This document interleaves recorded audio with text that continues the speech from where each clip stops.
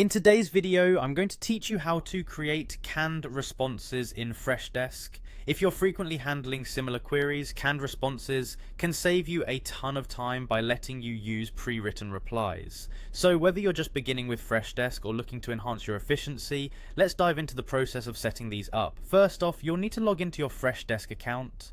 Go ahead and enter your credentials to access your dashboard.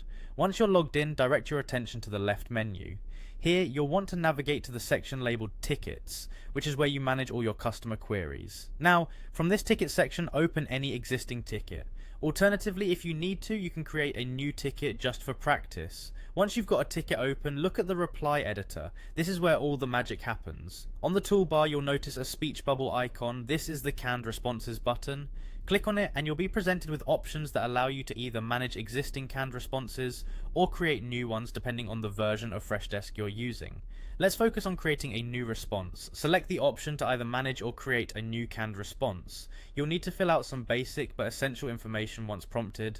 Start by giving your canned response a title. The title is primarily for you or your agents, as customers won't see it.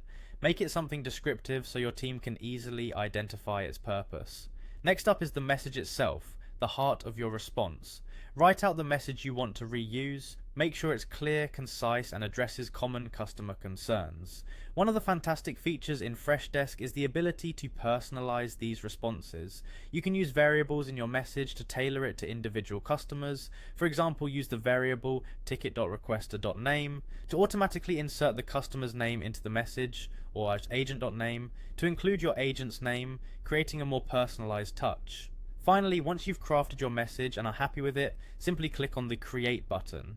And there you have it, you've successfully created a reusable canned response.